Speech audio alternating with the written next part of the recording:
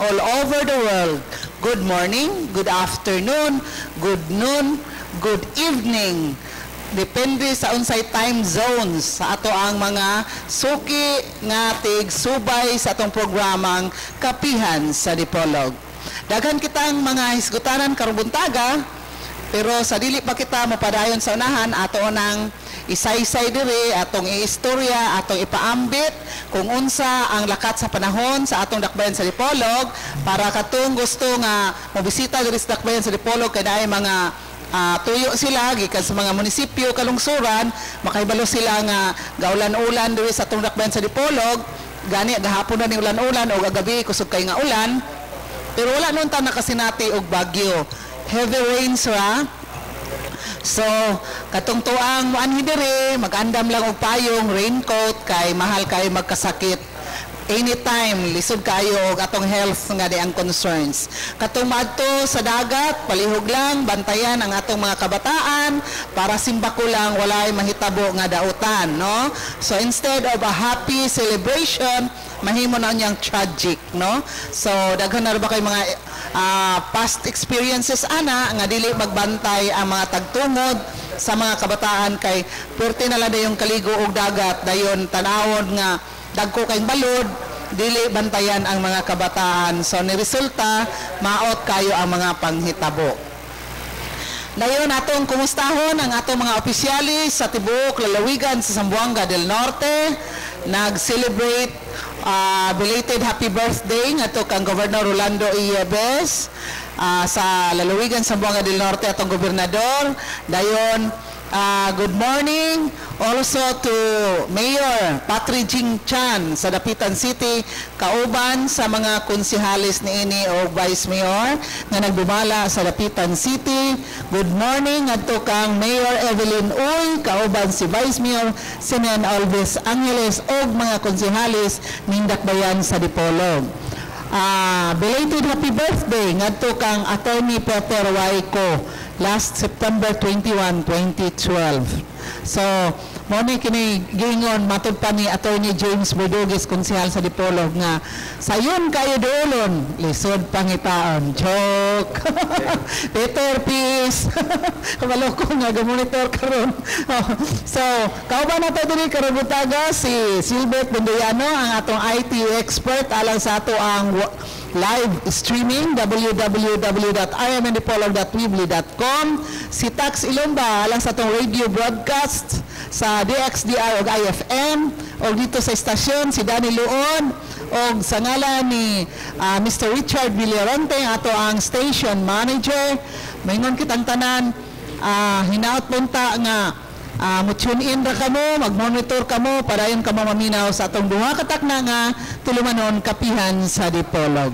So kauban nato diri ang ato ang usa sa ato ang panelist ug business manager sa atong Kapihan sa Dipolog, si Paul James Hocolan. Mintras gapaabot kita sa paghidangat dinhi sa uban nato mga panelists, si Edgar Soronda, si former Congressman Attorney Rosilier Matoy Barinaga, o si Konsehal Ruben Ligorio dili makatambong karong Domingo ha.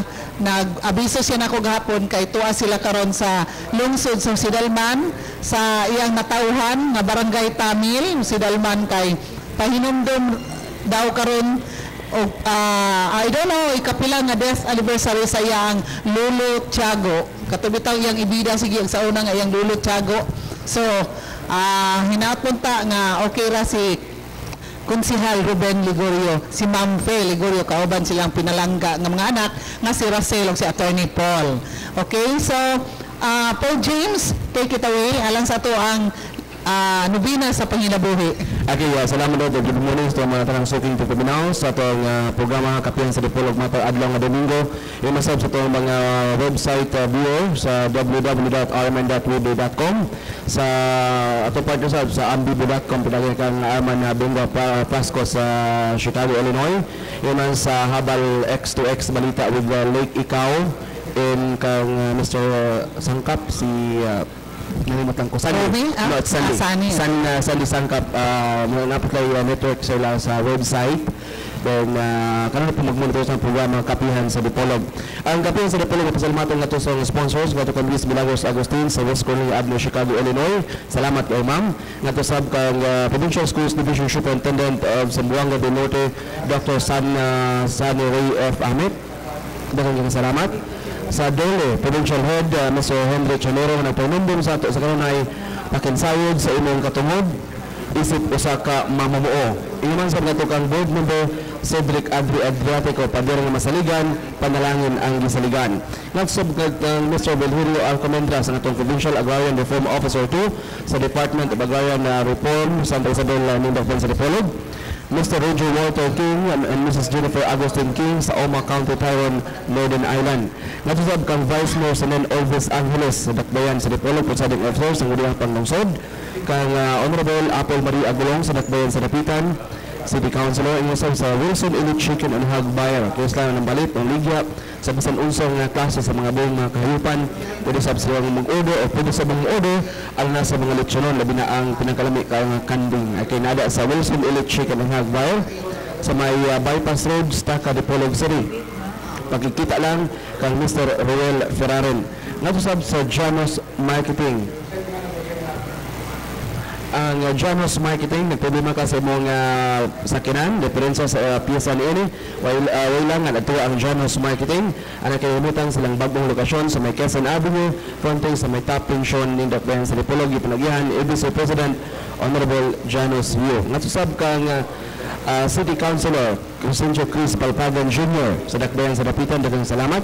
FNR Marketing, wholesaler, retailer sa mga barato nga baligya o tindahan siya nga nagbaligya sa mga barato kayo nga gamiton sama sa sports supplies o schools and office supplies, computers, typewriters, pwede sa mga accessories. Nasa nila ang mga Canon products, Canon photocopiers, cameras o video cams, and ang kasiguruan sa imong pamilya ang kapangan pagbutang og CCTV camera sa imong pinianan sa imong mga establishmento para mahimong sigurado ang kasiguruan nga makita nimo unsa ang panghitabo bisan way tao sa inyo nga buhatan. Ang CCTV cameras available sa FNR Marketing. Gipanagyahan kini ni Miss Luna Cabigon. Inusab pasalamat kadto kang sa agen sa to Dole District Officer kang Mr. Henry Chanero nga tusab kang Pet and Hoben Zamora sa Dakbayan sa Dapitan. Good morning. May pagpaminaw sa itong programa Kapihan sa Dipolog kang Vice Mayor sa Nen Angeles. Daghang kayo salamat sa inyong pagiguban sa itong programa Kapihan sa Dipolog. Thank you so much, Paul. At ang ipabalo din nga alang sa mga naminaw na to sa radio, naaman ta sa social media. So makita kita sa YouTube. Inyo lang, mulagon lang mo sa www.rmndipolog.weebly.com. Aron makita ninyo ang tanan nga episodes, tanan nga edition sa ato ang Kapihan sa Dipolog since we start last year, no? We started last year, I think that was about September last year nga kuan na ta, covered na ta, live streaming na ta sa YouTube, makita na kita, no? So mulagon lang mo sa www.rmndipolog.weebly.com aron makakita ka mo sa Kapihan sa Dipolog sa YouTube, kauban sa itong mga bisita, laylain nga mga bisita every weekend, every Sunday nga nagpahigayon kita sa atong Kapihan sa Dipolog. Dayon, malingaw ka mo nga mulanta o makahibalo ka mo unsa kayo mga impormasyon din sa ato ang dapit. And sa mag-log on sa www.rmndipolog.com pwede mong mo comment, muhatag sa inyong mga komentaryo, mo pasa sa inyong mga pangutana sa itong bisita karong buntaga. Na ay sa chatroom mo sa www.rmn.weebly.com. So na ay space there for sa chat, so pwede nyo ipadala ang inyong mga komento o inyong mga utana sa ito mga bisita para ito matubag live usab mga bati live ang ilaang tubag sa inyong mga pangutana karong buntaga. Okay, thank you so much, Paul. Nag-expect kita nga later on buka dawat kita nga text messages pangutana either by landline or sa cellphone or diha sa chatroom sa ato ang live streaming, no? Kay ang ato ang bisita nga gipaabot si Dapitan City Councilor Attorney Chris Palpagan Jr. Maabot na to siya kay ni-confirm man to nako nga mo-guest siya na to karong buntaga. So I know kay naamay mga kalambuan karon sa politika diri sa Dipolog ug sa Dapitan dayon kini si Attorney Chris Palpagan Jr. usama ni sa very active, no, nga mao'y abogado sa usa ka partido dinhi nga naglihok sa ato ang dakbayan sa Dipolog Dapitan sa Buanga del Norte. So I know nga daghang kay interesado karon nga masayod inigabot sa ato ang bisita nga si Attorney Chris Palpagan Jr. In the meantime, ato i-acknowledge dinhi ang atong bisita, lain ato nga bisita nga usa ka maanyag nga bisita. For all you know, ako gini-introduce og sakto kay Beauty and Brains ni siya Paul. Katong nag-monitor karon sa YouTube sa ato ang live streaming, makita ninyo nga I'm speaking the truth kay kini siya nahimo na siyang binipining Pilipinas winner, regional winner. Di ko kakuan sa year, no? But tinon na, yeah, forget the year, pero dili gid siya tanaw nimo nga murag ni past ang mga years na ba. She's still young. And basta ka binibining Pilipinas regional winner ni siya. Dayon entrepreneur ni siya. And at the same time, charitable, very charitable nga. Out of her heart, kusog kayo ni siya mutabang sa mga pobre, mga indigent sa Manako, mutabang ni siya on sa mga problema, nga dili kinahanglan nga bulansa o pauguban. Pero I don't know kung involved ba ni siya politics in the future, no? So, atong kalipay na to nga ako ni siyang gituyo pag-invite kay gusto nato manggod masayran pod unsa poy iyang kaagi nahimo siya successful nga businesswoman ay padanitan pod pohon kita ang mga housewives karon nga naminaw nato makakuha pod sila og mga idea gikan niya nga makatabang sa pamilya, no? So dili magsalig sa bana aron dili mabuybuyan. Okay? So atong ikalipay nga atong ikahinabi karong buntaga si Miss Cherry Lou Ignacio, taga Dipolog siya og atong gi-welcome diri sa kapihan sa Dipolog. Good morning. Maayong buntag sa tanan. Maayong buntag sa iyo, Edith. It's an honor to be here this morning. Kahit na hindi maganda yung ating panahon, maraga ulan-ulan man gid karon, pero blessing paghihapon ng ulan.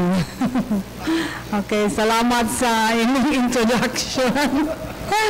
No, actually, bago nangyari yung kuan katong sa Binibining Pilipinas, at the age of 17, nakuha ako sa Ginebra, San Miguel, Super Angels. It was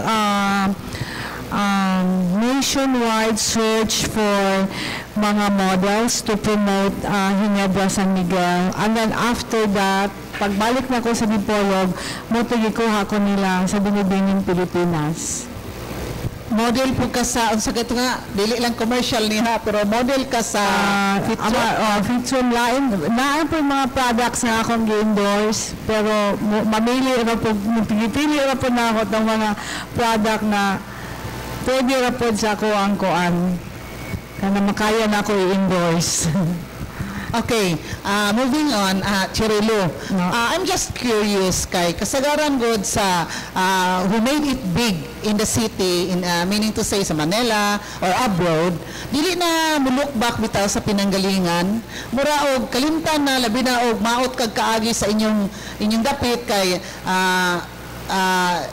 kanang ato lang iingon nga country mouse ra gid ta, no? Yeah. So being a country mouse o maabot ka dito sa mga dagko nga mga syudad, then you made it big dito, namura og ang tendency ana you will never look back sa imong pinanggalingan. But unlike you, kuan ka kanang ang sige kayo consistent ka nga gahuna-huna sa imong yutang natawhan, gahuna-huna sa mga katawhan ug unsaon nimo pagtabang in your own little way. How did you do that? Nga namang nakahuna-huna makaana? Una sa tanan, wala gid nako huna-hunaan nga nidako lugar ko or even nga nailhan ako sa lain-lain na lugar or sa dinhi sa Philippines, no? Pero wala gid ko maghuna-huna nga something big nga kuan kanang giingon nimo. I think because nagikan ko sa pobre nga pamilya, so una sa tanan wala gid mo sulod sa akong hunahuna o sa akong ulo ang pride, wala ko ana. So akong kagikan, ang akong pamilya o asa may gagikan, dito ra ko nanukad o kato niya akong gikutan para nga mo to strive more, to strive harder. Moto akong nakita nga I have to work kay wala di tao nga mutabang sa atong kaugalingon kundi gid kita ra gyud maningkamod sa atong kaugalingon.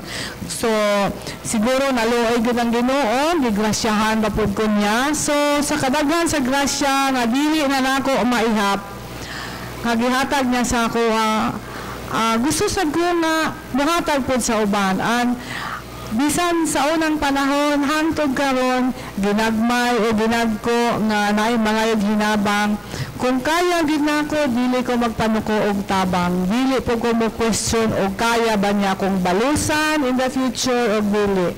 Basta pagmuhatag hatag wala na ilahang pangpangutana. Okay, thank you so much. Karong bago atong i-share niya paambit nga kini si Miss Chirilo Ignacio naghatag kini through her efforts, no, o sa politiko pa na through the effort of bitaw, pero gahuna siya. Akong na-research nga in the past nanghatag ni siya mga sanina, mga noodles, mga sardines, nga tabang sa mga livelihood na ginagmay nga mga projects dito sa lungsod sa Mutya. Kay dito man gini siya gagikan. And then lately, the other day, dito ni siya nibalik po siya sa Mutya, gadala siya og usapod ka angel nga nitabang pod by the person of Mrs. Fe Abelardo nga former chief sa Public Libraries Division sa National Library of the Philippines, nga manghatag ni sila og mga libro sa mga eskwelahan, lain-lain nga mga klase mga libro, mga encyclopedias, mga dictionaries, ug kusa po rin nga nakatabang mingunta si Mrs. Erlinda Nunag, ang atong provincial librarian. So niini nga kuan kanang paghimo nining mayong mga binuhatan nimo nga imong gihunahuna nga of all the places ang Mutya nga dito po kagagikan. Sometimes maski ako kang giingnan ana, I'm very much kanang apprehensive. Dili ba kini nga pagtabang nimo nga every now and then dili gyud ingon nga kuan kanang masayran sa mga tao kay nag low profile ra man ka, pero lately namura pod og nikalit na pud ka nga mo popular gani ang uban siguro nga mga politiko karon sa Mutya nagpanghadlok nimo unsay imo ang buhaton. So wala ba gyud kay plano nga mudagan sa politika dito sa lungsod sa Mutya kay mura og naukay man pud sila nining imo karon ipanghimo dito? Sa tinuod lang, doon ay ga-offer, no? Gi-offeran dyan ko sa akong maninoy, si Ninong Romy Haloshos. Pero na-realize na ko na I think dili pa oras o karong panahon na kay dili pagod ko ready sa akong akong kaugalingon kay daghan ba kong plano nga gustong himuon o akong itabang sa Mutya. Pero kung mudagan ko sa politics, mura og kanang dili na ko mahumantanan kay di man ko pwede mo puyo sa Mutya. Kung mapuyo ko sa Mutya, wa ko'y mahimo kay ang mga projects o mga donation naaman sa Manila gagikan. I think og na magani ko'y plano sa karon ako sana siyang ipadaplin. Kaya nga akong focus nga makatabang ko nga immediate good ba kanang panginahanglan like aning libro nga luoy gyud kayo kay wala gyud may maayong library sa Mutya. So naningkamot jud ko nga makakuha jud ko og libro kanigikan sa American donation sa International Children's Foundation. So siguro mas useful ko nga dili ko modagan sa politika. muna akong final na decision. Siguro dili po siguro kinahanglan ang usa ka tawo nga mulansar o mudagan sa politika para lang makatabang. Pero sa ako sang hunahuna og mudagan kag politika para ka makatabang sa imong isig ka tawo, himuon sa nako. Okay, so mas effective ang pagtabang kung wala ka sa politika nga? Siguro mas effective ko kung wala ko sa politika. Pero ang ako sang hunahuna, og naa ka sa politika, og kung mamulitika ta, makatabang sa atong isig katawo, nanong dili man pud ta mamulitika? Mura po na akong question. Diba? Kaya kinsa may duulan po sa mga tao, wala po yung politika yun siguro, diba? So, it's not, dili lang yun siguro po maot paminawon o nga naa ka sa politika. Kung ang purpose po nimo yun, tinarong. Mura man po lang ako Okay, salamat kay Che. Lain pa nga pangutana, ma-focus ta dito sa mutya kay dito man ka nga gibalita nga dunay mga hungihong ana. Pero up until the last date of filing of candidacy, nga dili nila makita ang imong ngalan, okay gyud sila. So it's not final unless gyud nga makita ang evidence. Sa pagkakaroon, ang nakibawan din sa mutya, I call them Mutchanians, di lang taga Mutya. We are Mutchanians. Okay? Ako sa linya sa akong maninoy as konsihal. Pero sa hataas nga panahon nga ako kung gibana-bana, kung eksakto bagyon, nga mudagan bagyon ko og dili, ang akong final decision karon kung kinsa may nakadungog nga wala gyud na sa akong plano gyud dili gyud nako makaya nga mudagan sa pagkakaroon kay nakalinya ang akong mga projects nga naa sa Manila nga kinahanglan dito gyud ko mo focus dili ko dili sa Mutya. So in a way nga makatabang ko sa Mutya bisag dili ko mudagan mas okay sa ako kung makakuha kog project kay nakalinya man ang among plano. Mas gusto pa na akong tabangan sa sila. May nang action sa daan ay harata mudagan. Siguro in the future, sa next na election, kay ang election, dili man na siya mahuman. Kasi every 3 years na may election. Pero kaming chance na akong gihulat, dili ko gusto na madugay pa ni siya. Para gusto ko mahatag dayon sa Mutya. So in a way, personal yun ang imong kabubuton nga mutabang dito sa imong yuta na tawag. Dili nga gi-push ka o gusto ka politiko like your ninong Romy Halosos nga mutabang dito sa pagkakaroon kay haron mulansar ka later on. Dili. Sa nakatong nag-istorya ni may manamong istorya insya nga sige gayo gusto ka mudagan tabanan ta ka. Pero na-realize na ako sa sige na ako balik-balik dito sa ako ang lungsod na mas kinahanglan ko nga mutabang din sa lungsod not as into politics siguro. Mas daghan kong makuha siguro kuhaan ka ng tabang sa ilaang sa pagkakaroon. Kay kung mudagan ko panangitan sa konsihal na lang kinahanglan lupuyo man dyan ko dito na dili man ko pwede kay tuaman sa Manila po ng akong mga plano. So, okay lang sa ako mas malipay ko na mas makatabang ko kaysa musaka-saka sa mga bukid dahil mangampanya ra ka dahil wala ka kabalo kung makadaog ang dili ang chance na makakuha ka sa project na tarong o maayo para sa ila, dili na ako makuha kay to ako sa kampanya. Okay. Ayaw saying nga, si Ninong Nino Romy Halosos mo'y usa sa imong influential person in your life. Nga, nagtabang nimo, nga mo'y usulog ka sa politika through him.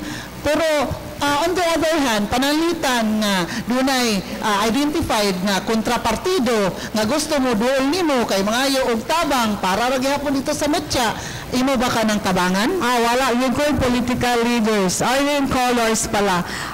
Talang colors ako welcome. So, kay Ninong Halosos o kinsa man ang mga politicians na mga yung tabang in the future o kinsa may makadaog na no? Wa ko yung political colors. Amigo na ko silang tanan. So, dili problema ang kuan kanang political colors. Tsaka, I think, dili gyud ko politician na tawo. Dili gyud. Mangisgot po kita mga proyekto sa mga kababayan kay mangisgot kita partly women empowerment. Dayon labi po ni siya nga topic nga sibo gyud dito sa mohaom gyud dito sa lungsod sa Mutya kay that is I think that is a fourth class municipality. Unsa ray income sa mga tao dito kasaligra sa ginagmay nga kopras every now and then ginagmay nga mga baligya-baligya sari-sari store or sira-sira store. O most of the population, mga women, nagsaligra sa income sa kaumahan o sa income sa ilaang mga bana. So, how do you empower these women na imong mga kababayan, most especially dito sa Mutya, in the future? Dili lang in the future. Last 2 months ago, nagsugod na ang akong livelihood. So gitabangan na ako ang mga kababaihan dito unsaon nila pagpangita og kwarta. So ako silang gitudloan unsaon pag-prepare sa mga pagkaon sa natural healing, tapos 1 month na training nila sa pagmasahe, facial, inana ba no? Para na makakaton sila o unsaon nila pagpangita og kwarta. Ang next na mga project nga akong himuon, produkto nga paghimuon nila nga dunay kami special products, pareho din sa Dipolog na sila yung mga sardinas na ilaang gi-export. So, ang next na ako nga target, unsaon nila paghimo og produkto, i-package, na sila makakwarta, makabaligya sila sa ilang mga produkto sa lain-lain na lugar para nga makita sila nga dili sila magsalig sa ilang bana una sa tanan. Ikaduha, kanang ang respeto sa ilang pagkababayi, mahimo mo kanay akong gihimo nga bisan ako karon nga nabulag na ko sa ako ang unang bana, wala di ko gapangayo og support sa akong bana, wala ako nagpangayo og ganini ang saning tawag gani kanang sustento. So ako nang inabuhi kog ako gipakita na ako nga bisan og babayi ko kaya na ko nga buhion ang akong kaugalingon na dili ko kinahanglang tapak-tapakan o di-ayon sa akong isig katawo nga nabulag ka sa imo ang bana. Gusto na ko nga makita mo sa kababayan nga bisan og walay bana o siya usa ka imahan nga siya motindog na siya kaya niya as a woman, to be a woman of substance. Murag sa binibiling Pilipinas na nga question and answer portion. A woman of substance. She must be a woman of substance kasi dapat ang babae kay balo motindog siya ang kaugalingon bisan og siya ra usa. At ako na-prove na ako na sa kadugay sa panahon, 1995 pa ko nabulag, pero ito ako ngayon, buhay na buhay. I'm so inspired about life. Gusto ko nga mutabang gihapon sa mga kababaihan kahit na ako mag-isa. Okay, salamat Chi. Nag-istorya man ka before we acknowledge atong panelist last na question before mo proceed ta. Nag-istorya man ka nga bisag bulag sa bana na pwede na to i-share pud gamay ang imo ang showbiz nga connection through your husband. Okay, yung bana na ako before tatay ni Ninyo Mulak, si Alex Mulak. So, of course, isa siya ka negosyante, kwartahan nga banan. So, ang ingon sa tanan nganong ako ni Bia nga baghan magkwarta ang imong bana, may imong kahintang, siguro akay problema. Pero dili tinuod nga ang usa ka relasyon nga kung daghan ka kwarta, wala na kay problema. Okay? So, masyado man personal yung mga problema namin, di na kinahanglan i-announce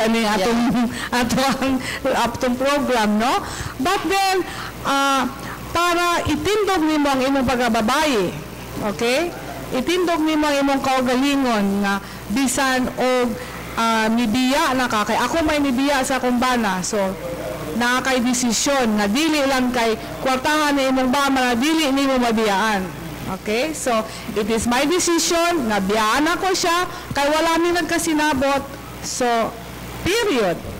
But after sa pagbulag, unsaon nimo ang imong kinabuhi nga matarong ra gihapon ka mo na pinakalisod kay usually good kung ang usa ka babae nagsalig sa imong bana. Correct. Lisod kaayo itindog ang imong pagkababaye.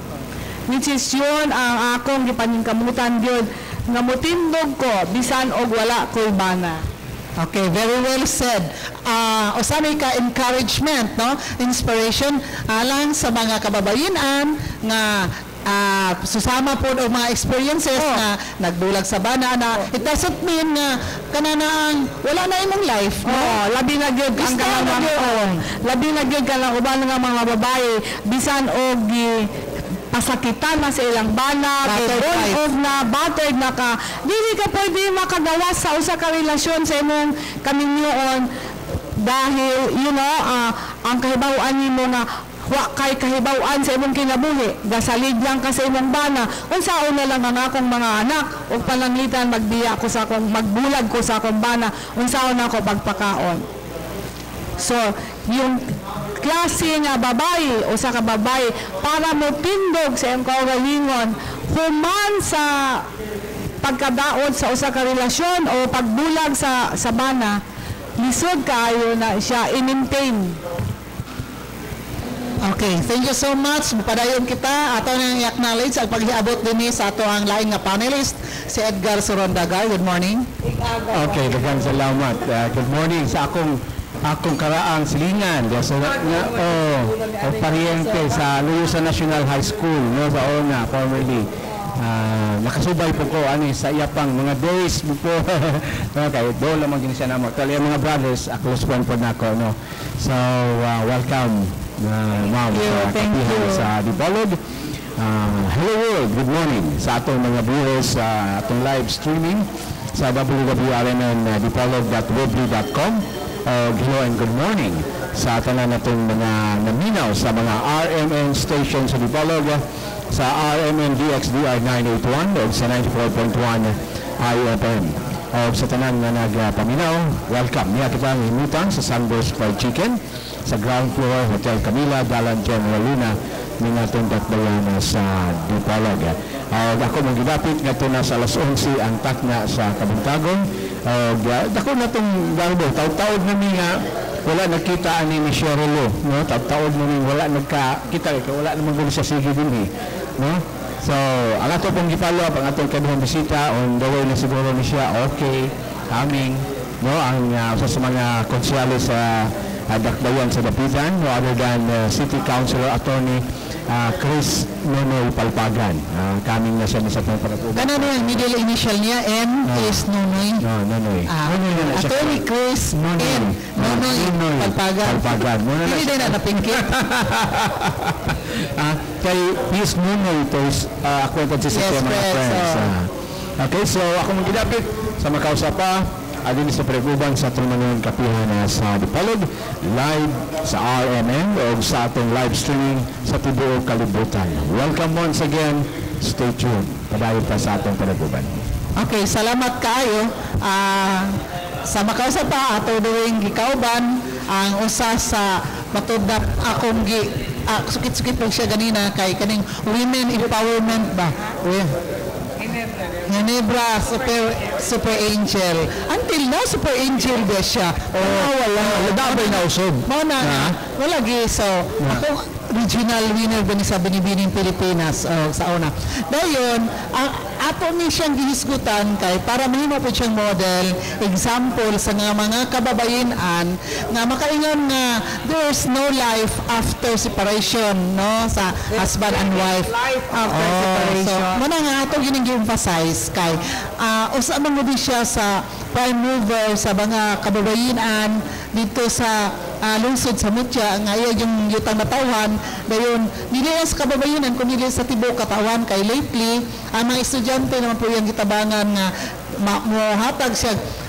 Imagine kag one container van nga mga libro, encyclopedias, dictionaries sa one pa through her effort para sa mga estudyante sa lungsod sa Mutya para maedukado silang samot.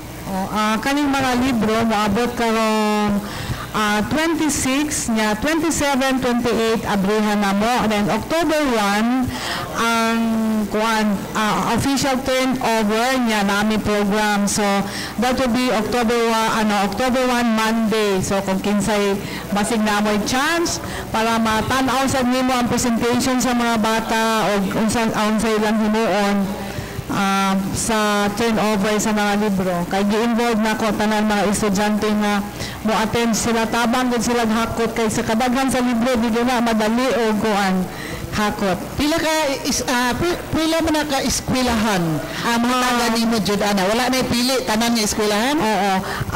Actually 16 elementary at saka high school na eskwelahan ang mahatagan ng mga libro ha. So kana sila naagi na sila sa October 1 ka para kay moabot ang amo ang guest gikan sa Manila September 30 man Domingo man na siya. So ang final yun na distribution din sa libro na mo ilang giingon dito sa Manila October 1st ang pinaka turnover at saka formal nga program. So, kini ang umabot nga activity dito sa Mutya nimo, doon na ba kayo pang-invite po ining mga opisyalis nga mag-grace po sa mga occasion or wala dyan politika involved, ikaw ra dyan ani kauban sa mga estudyante? Sila mismo ang International Children's Foundation, bilin sila gusto nga ubanan din politika. So, wala yun gi-invite bisan usa ka tawo sa politika para nga dili yun kay basig dili nila ihatag og na ay politika nga ma-involved. Ang among ipang imbita ang mga taga DepEd yun, na among saka mga personal na ako nga friends, among pamilya, tibok na among pamilya mo attend yun. Muna na amo ang final nga decision. So, pasensyahay na gyud ni sa tanan mga politician nga naa sa Mutya. Kay wala gyud ko i-invite kay mo gyud ang instruction sa Manila nga walay politician nga ma-involve. So, kinsa may bisita ni Mana gikan sa Children's International of the Philippines? Children's International of the Philippines, sila gyud mga bot, tulo na sila ka guest nga moabot. Kanang duha moabot na sila og 26 kay sila man gyud mo assist dito sa pag-abri gyud sa container. Sila ginay pati pagpahaluna sa mga libro, sila gid tanan ang silang duha ka representative ang mo assist sa kuan sa the day anang pag-adlaw na pag-abot sa container sa Mutya. Okay, Edgar? Okay, nako'y pangutana gamay doon. Kung napangutana na ba ni kaganina kay na-late man ko. Actually, di ka ba yung kustupitan, no? Pag-ibang hinihinay lang kaulang mo doon, pag-ibang what was this called now? Sabi sa kan diversion or sort of diversion or sharing of blessings? Siguro, ini-share lang ko sa akong blessing ko siguro sa kadaghan. Actually, inaani na hitabo, no? Nagplano unta ko, kaya naman ko nag-offer na ako nga magninyo unta ba, no? So, ang akong plano, muminyo na lang takog Amerikano. Pagkahuman, ko nga, mabuhaos ako sa mga parinti din sa Dipolog before ko mulaga og Amerika. Ngayon ko, sige, mga tutag mo siya, kaya nangimbita man to akong mga classmates sa una nga mag-reunion ni. So, niadto ko. Pag-abot na ako dito, hala, mawag hapon mo din eh. Inko nga, basin inyong kalsada, saka, kung baga, anan sa 53 now, okay? So, nagikan ko alang mo siya, pag-graduate din ako og elementary, okay? Ngayon, nakagumdum ko, wala naman gid, saan man ni Day, wala naman gid niyan, may pobre naman gihapon. At sa kadugay sa panahon, wala na kung nakadungog ang istorya nga kanang magpadaplin na lang ta, kay pobre ta, ano ba? High-tech na mga tao karon. Dili na dapat manginala mga sinultian nga kung may pobre ta, magpadaplin lang ta, kay magantos ta, magpailog ta. That's the word. Nga dugay nga kayo nga wala na ko nakadungog. Inko nga, kanang mga words na ingon ala nga magpailo, magpadaplin, muna ako ang reason nga ano nga nihawa ko, nga dili ko gusto aning lugaraha. Kay dili ni ako ang lugar nga na magpailog ko, wala kay chance nga mo improve. Murag inani na lang gud bang kinabuhi, di ba? Pagkakita na ako sila ang hantod karon, inani lang gyapon ang inyong kalsada. kadang-kadang lang gyapon ang kalsada, wala gyapon maayo, parang siguro naman ko nga pasilan sa kalaghan, kumbaga ang layo na lang narating ko. Nakain ko na lahat ang gusto kong kainin, napuntahan ko na halos lahat ang gusto kong puntahanin ko. Siguro naman, oras na siguro na basig dili na po na ako i-divert akong time na naaraman tayo may na connection na makatabang dili lugar. Kanya, talking of connections, kaya I know, sa kadaghan yung connection kasi you stayed long in Metro Manila, Alex Mola, and you have a lot of connections to show business and businesses and other sort of business. Aside sa offer karon nga settle down na pagka foreigner, wala ba ka na dito sa Manila promoting something talents from your place, it's in Buanga del Norte, and gina-promote dito sa Metro Manila. Nakita ko yung mga bata noong Wednesday, nanood ako sa kanila, kailang presentation.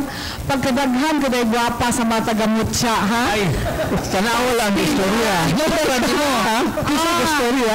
Daghan kayong mga gwapa sa mutya. Mga bata nga high school, ingo kami mga nauna, pwede gini mag-model. So I hope na give me time na makuha na ko ng mga bata o maistorya, i-encourage din ako sila. Pero naagyo, daghan na ako nakitaan na pwede naagyo chance. Labi na karon ang Miss World, si Cory Quirino ang in charge, madali akong makapasok. Yun ang gusto ko. So if you stay long here, kung doon na pa siya, dako nga tanaw niyang mula og iyahang advocacy nga din hingutabang, dagmahitabo gid na mamari materialize gid na. Pag-abot na mo atong Wednesday uban ako anong that was a Wednesday or Friday pala, Friday, no? Pag-abot na mo dito kay naman sila gi-host na mga murag program, kauban na mo ang former chief librarian ng National Library o ang librarian, provincial librarian na si Mrs. Nunag. Sobra na impress din mi sa talent sa mga bata. So ingod ko nga dili gyud ay suok-suok ang mutya. Gamay lang gyud nga tabang lang gyud sir, mo angat gyud ang mutya sir. Motivation lang gyud. Kinahanglan lang gyud nila nga naan lang gyud tao nga mo kuan na gyud sa ila ba? Oo. Okay, si Robert Kiyosaki pa, if you were born poor, it's not your fault. But if you die poor, it's your fault. It's your fault. You always sit in your mind that you are poor, your mind is poor. Kaya kung ang tao lang yun, ako na-prove ko yun na sa kong kaugalingon, kung naagod kay gikuptan nga goal na imo-himoon, nahimo na ko tanan ng akong dreams. Yes, it's just a mindset. Ay noon, sige lang pagluhod sa simbahan, kaya ang dami kong gustong hinihingi. But ang bait ni Lord, binigay niya lahat ang hiningi ko. Talking of connections, Che, dagang mga connections, dili man na ma-deny, no? Dili ba kanini mo pwede gamiton aside na ang mga talent nga sa mga modeling pwede ba rin mo nga mo promote ka dili activity like concert nga para po ma-educated po ang mga tao diri especially kay usually ko may mga concert may mga bisag ka ng mga kuan bitaw ka nang sa lain nga mga type sa music nga kana bitaw mga wala ba so ako matutagdag kong syudad kanang naka-abroad mo tagamay makakita ta dito sa abroad nga mo ni concert mo ni ana pero gusto nato ba nga ma-experience ato mga local ganyan report nga inana bitaw sa mga dili lang po kayo mga sikat kay nga talents kay mahal na ginakayo pero maka-experience lang ba ang mga katawhan ang akong gusto gawin ta na kasi I'm into natural healing, okay? I'm into raw food preparation, mangingon ana, no? Kala mga concert, daghan lang pwede mo sponsor ana. Pero kala kung hindi mo pag-sponsor sa mga doctors, no? To talk about natural healing, unsaon mo pagtabang sa tao nga naay sakit, naay cancer, kasi man ay akong hindi mo karon. Gabi-biyo ko aning Pilipinas, o asa ko pa itawgon, the lecture ko about natural healing. So atong June, ganun lang June na itong year. dito may sa Mutya, ga-invite kong doktor, gikan gyud sa Manila, gidala na ako sa Mutya, nag-lecture niya about natural healing. So, ang kanang concert siguro ihatag na nato na sa uban. Mas gusto na ako i-open ang tao na dunay alternative medicine. Mo na ako ang advocacy karon. Di kami maglagyo. Wow.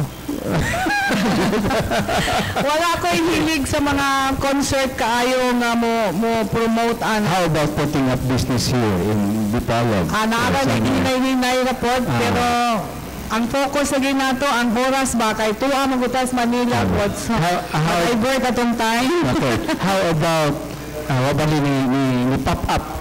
Give me a few seconds in your mind to enter politics here. Oo. Politics, madili. Sa ako, okay naman siguro ang politics po, pero kung mas useful yun ko na mo tabang na lang sa tao nga walay politika, okay rasad sa ako Okay. Para sa mi. Okay. Dili kinahanglan na yun sa politika, di ay ang tao. Although dili man po hinuon dautan nga naa sa politika, kayo mamulitika ta, o makatabang ta sa tao, di, mamulitika sad ko. Gano'n na lang. Oo. Asa man ka makatabang sa tao, mamulitika ta sa dili. So, be it, di ba? Oh. As long as nihimo kag tinarong, wa kay gihimong dautan, ang lisod naman ko ani ka ng mga tao na gamay nimong hinuon, masayop ka gamay, dahil libako na dayon ka, hinuan na kag-istorya, padako nila, wala mga tao na lisod nimong tabangan. Pero ang tao na open lang yang kasing-kasing, mudawat o sa grasya, dati sa iba, laing sad siya nga klase nga tao, di ba? So may classification sa tao, may tao na tangon, may tao na dautan mo ba? Okay, salamat kay Chi. Doon naman yung mga ubang mga tao, balik ta sa women empowerment, no? Okay. Na may ubang mga babae nga mga doon mga bitter na experiences in life, no? Dayon tapos dili na makabarog silang kaugalingon, then mamay yung focus nga matabangan pud sila, no? Nga makastan on their own. Yeah. Pero naman ko nimo pud diri na nga lahi pud nga attitude nga imo pud pursahon para lang gid makamata, dayon tapos magsaligra sa uban nga dili kulang sa kumpiyansa siyang kaugalingon. So how will you do it para sa mga babae nga matabangan jud nimo? Una sa tanan, dapat yun ang usa ka babae, makahibalo sila nga i-love nila yung sarili nila una sa tanan, yung mahalin nila yung sarili nila first of all. Correct. And then kasi kung mahal mo yung sarili mo, and then you can explore, you know, pwede mong i-pass on yung love na meron ka sa puso mo. Kasi kung wala kang love sa sarili mo, you cannot express also love to yung kapwa-tao mo. Kung meron kang ganon, then it's so easy na parang natural lang nalalabas yun sa personality mo eh. Na mahal mo yung sarili, ako mahal na mahal ko yung sarili ko eh.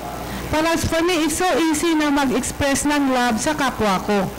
Pang alam ko, mahal ako. Yung ganon, parang binigay mo yung love, parang ang bilis mo ring tanggapin kung mahal ka ng isang tao. Pero kung usa ka katao nga daghan kay kag bit-bit sa imong kaugalingon, kasuko, you know, you cannot, mga hang-up sa imong kaugalingon, puro libak, mga inana nga mga batasan, lisod kay na siya. Magamayng istorya, padakon, you know, na imo paginduganan, kana mo lisod nga tao gyud nga imo ang ikuano dawaton ang love sa imong kaugalingon.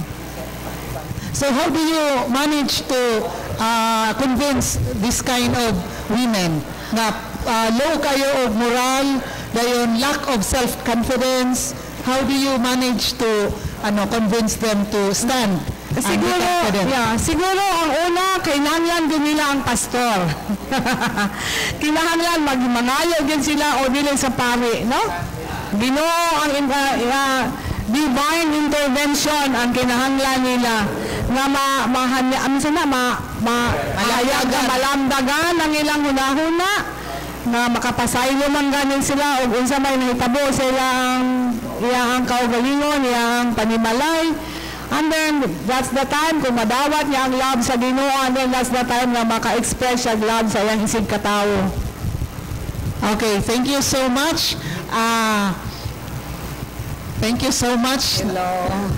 Una kita mo acknowledge sa ato ang lain nga bisita at una kita sa istasyon alang sa atong commercial kay tuloy-tuloy na ni kay very much interesting o very much explosive kini karon nga interview nato sa ato ang bisita nga niabot na si Attorney Chris Palpagan Jr.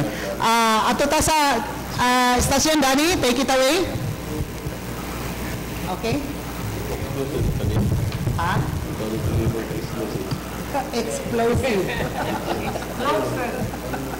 Kailan na mo?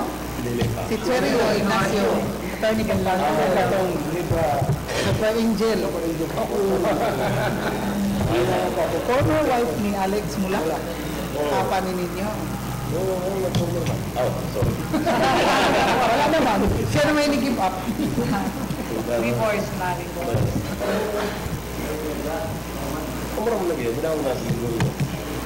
Death anniversary karon si ang Lolo Tiago Tuas Tamil. Siya may sponsor dito sa Nanchi.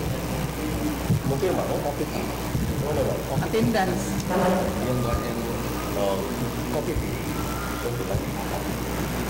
Anong baga naman kayo ni Monty para Chris?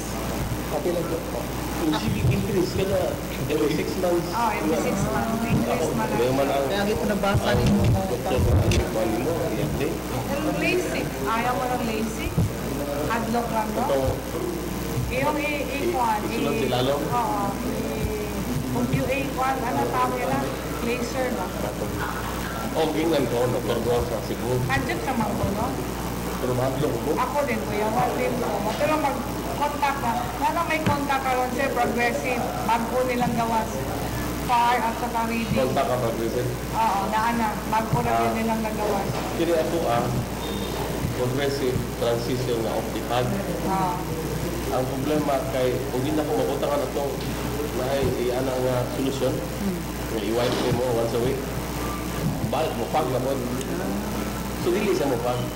Change temperature, dili sa mo condensation. Kape, dili sa mo pag. Dili sa mo. Pero dito yung makutangan. Mahal inaara ang lens. Mahal ang lens. Ang progressive, mahal gani. Kasi progressive siya, pero pagka, kaya lang kapoy lang kayo sige ana-ana sa contact lens. Kapoy lang yapon. Mas gusto ko pag lens sa kape. Okay. Madlo kong ma-irritate, sige pag-buwan. Kita palat mata no. Malugod bagkalit ba malimot lang ang contact lens. Ako gani nakalimot. Sunod, instead ko ngayon, hindi siya magtawag gas ka itong contact lens. Matulog ka na nga, mag-pressure ka doon. Buwag ito ka book and... Pwede ka na walang ayos. Parang init na pa rin. Kalaman lang. Ano ka naman din? Ay, karon dalang kong ibiyaan dito din. Ngayon naman, may kaduha lang kong ibiyaan. My George, sabi kita walang Indianan. Last time na siya. Brother ni mo, classmate. Si Ano kayo reserve sa akin mo kay Sino Romeo? Ignacio? Oo. Half-brother na. Si Joe, hindi siya kaya na mo. So na, Ay, doon yung buka namin mo ito. nakamo ni John eh. Nasa tulingan mo ito, ano? Ano sa ito? Kadilpila. Aking yan, tara. Dito sa doon sa Kalamba, sa Balianga. sa Balya. Kay, Kana, iyang anak. Diabetes, magod siya, manang naniwang tayo. Wala na, naniwang na tayo. Naniwang pagod siya na diabetic man. ano mo siya? Supplier na. Sa, Kana daw mga kuhan, mga supply, siya mo yung bukuhan, mga middleman. Yun, Ignacio. supply sa unsa man. Hardware, mga nana. Ang base, nilain na siya. Ako man ko naniwang, lugay nung kay diabetes na na siya. Lugar mo yung makikita din yun. More than 5 years. More than 3 years. Okay, nakuha na kayo siya. Maniwang na kayo, natigulang na yun kayo. Nga, nag-serve man ko siya sa simbahan dito sa Del Pilar. Walang siya parang elder dito. Kaabag. Kaabag siya. So, wala kayo siya dito sa Dipolog. Kaya dito siya nag-focus sa Del Pilar. Kung sa'yo, muna yung ako din. Basta tayo. Kapag nagbuhanin ka pero. Kaya pinaligo yun, maligaw ko. Sama na nga dyan siyang lulo. Okay, salamat kayo. Balik kita sa ato ang tulumanon kapihan sa Dipolog, the only public affairs program here in the Twin Cities of Dipolog and Dapitan o sa Tibok Lalawigan sa Zamboanga del Norte. Kini si Edith Pahinti Tumong, anchor and host sa kapihan sa Dipolog, makikuban sa last portion, no? Ni ato ang tulumanon nga kapihan sa Dipolog. Kay 2 hours man so 1 hour karon nga dabu-dabuhan na itong pangutana. Kini nga to ang main guest dito sa ato ang kapihan sa Dipolog. Kay humanaman ta kang Miss Binibining Pilipinas, Miss Padyo Binibining Pilipinas. At yes, interaction, pwede ka mangutana sa ato ang guest karon. Kung ako'y gusto patana sa Attorney Chris Palpagan Jr., City Councilor sa Dakbayan sa Dapitan. Pero, before anything else, ato unang patimbayaon ang atong bisita. Si Attorney Chris Palpagan Jr. ni absent ni Ninjan last Sunday. Karon nag-present siya. Yes, busy kayo. We know that. Kailangan po rin siya. Mo commit ni siya, wala gila siya. Unless dili siya mo committed po siya. So, ni-commit po siya karon. Wala niyari gila siya. Thank you so much, Attorney Chris Palpagan, for being here. Good morning and welcome back to Kapihan sa Dipolog. Good morning, Deb. Good morning po sa atong mga kaigsunan din, si Edgar, si Miss Ignacio, atong mga kaunan sa technical staff, no? Sa DXDR. Ang imong mga fans all over the world. Live man ta Atong streaming. mga kaigsunan nga naminaw, nagsili o padayon o sunod sa atong programa Kapihan sa Dipolog. May muntang atong tanan. Okay. We will go direct to the point. Pumatay pa ni Edgar ang sauna. Straight to the point. Walay paglangan-langan kay aron madali pa, no? Kay dagan kayong bitin kay karon nimo. Yeah. Kabalo jud ko nga dagan kay ron ga monitor karon. I would like to ask this question. I'm sorry, I'm just a messenger. Don't shoot me, so to speak. Okay. Attorney, lately, na-involve ka o mga controversies politically, there is ato. Dayon, we are thinking of giving you this chance also to air your side. Kay dagan mga version. And Kapihan sa Dipolog, dili ni commentary portion, kundi public affairs program. So, unsay mga gipang-istorya dili sa atong mga bisita, sa atong Kapihan sa Dipolog, it is up for the audience, for the listeners to judge whether you are saying correctly, honestly, o tinunod ba sincerely ang imo ang pag-istorya pagatlubang dire sa atong mga katawan. So this is one video, one medium nga imo mapaabot ang unsay na sa imong kasing-kasing, ilabi na karong bago lamang nga na-involve ka og political controversy. So tanan nga, so to speak ba, the floor is yours, no? So, unsa man ang kalambuan sa politika, una tamisgot sa Dakbayan sa Dapitan, wherein you are the city councilor, city councilor of Dapitan City. Una nga kalambuan sa Dapitan City, kay bago na pod ang namunuan karon si Mayor Patrick Chan, and then misaka napunaan mo og lain nga konsihal nga aningo ra pod nato dire nga si konsihal Alimarlo Dagpin.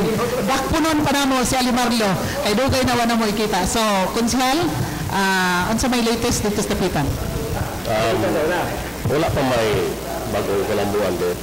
Kuman nga ang Dakbayan sa Dapitan pasiugda o naka-sponsor o dagkong mga events, national events like the Palarong Pambansa, the regional meet, daghanan pa nga mga national, regional and provincial events nga ato natahigayon sa Dapitan.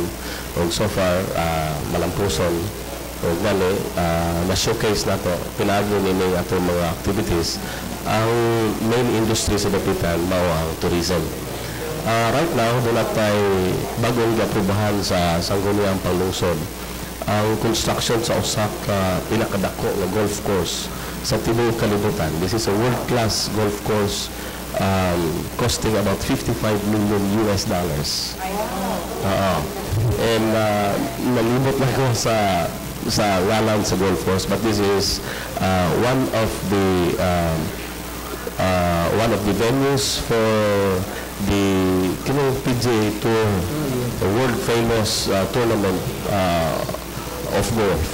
Dinihid na hinoon sa dapitan ug sa ugaling malampusong mahuman yun.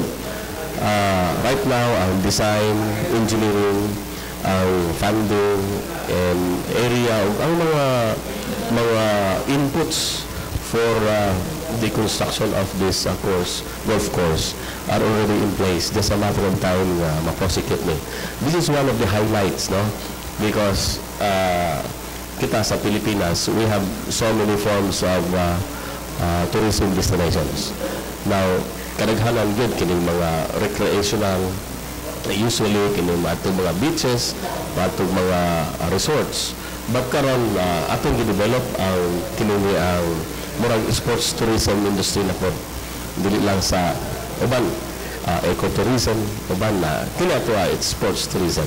So we are expecting that there will be a bigger economic activity not only in the Dapitan City but also in the entire province of Zamboanga del Norte. So is that a private venture kind of business, or is it in any way involving the city government of Dapitan also? Oh, this is a private venture, a consortium of corporate investors, corporations, selective investors, and corporate investors, corporations running and investing in this affair. Now, atong participation sa Dapitan, maulang ang paghatag og kasayon o allowance for this investment to grow in Dapitan City. Okay, thank you so much. Nakapangutana-taan na konsihal kay hangtod karon good naghinamhinan pa ang mga tao nga makakita og unsa gyud final gyud nga talan-awon anang atoan diha nga local government center sa Dakbayan Dapitan kay wala pa mo na siya fully nga nahuman. So it is a very imposing structure na sa approach sa Dapitan City. Wapo kay ilang taon labi na magabi nga naa sa suga na mura siya mushroom nga sa outer space ni mulang taon. So unsa man jud kanus man gyud siya mahuman, then how much does it involve? Well, originally the loan accommodation for this building, this infrastructure is about 300 plus million. But dunay sobrang about 64 million for equipment, heavy equipments. Amo lang pong ipa-appeal ang heavy equipments kay kulang kay taog equipments para sa ato mga farm to market roads sa mga barangays. And kini po mga ancillary buildings and structures around the landscaping, tanang nga pagpagwapo sa gawa sa atong building. So it will be a total of including the equipments, which is about 50 million pesos na atong paliton sa gawas. It's about 350 million pesos. And right now, we have been exposing already mga 200 million pa lang. So lahat ng good ang financing sa bangko, kaya it will be a matter of replenishment. In other words, depende sa construction in progress, percentage of completion sa construction in progress, mao po na siya ang corresponding amount na i-finance sa bangko in a frequent basis kung kano sa kinahanglan. So wala pa man gyud mahuman fully that in fact ang atong landscaping, landscape infrastructure sa gawas, mga road networks sa gawas sa atong building gihimo-himo sige pa man gyud. Kay mo gagmay mga ancillary buildings gihimo-himo pa man. And we are still applying for the letter of credit for the importation of heavy equipments worth 50 million pesos. So siguro this will run through a stretch of about 1 year from now. Hangtod siguro ma-fully completed building atong building, but up to this point in time, this is already usable, and we've been using this since March of this year. Gwapo gud kayo din. And then another collateral you see problem, but it's not really a problem, is the passageway.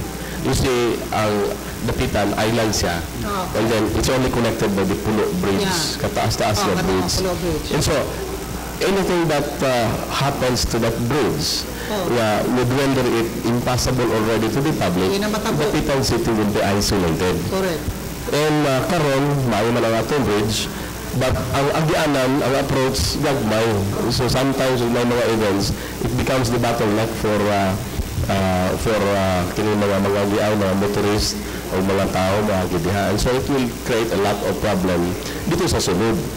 Now, there is already a proposal. In fact, the fund is already forthcoming for another bridge para sa Cebu. So there will be another bridge parallel to that bridge servicing another road na po. So that present road will be one way na siya agianan, and the other road will be counter flow na po sa traffic. We can solve that because the local government center, makita natin din na sa Dawo, kanang approach with sa bridge, after ka mo sa bridge, that will be the first government infrastructure na maabot niya. Regional centers are also intended to be placed there because we are negotiating with the national government for some regional offices to be relocated in the Pitan City. Also, there will be regional offices and regional centers also in that place. Not only that, the national office will also be relocated nearby.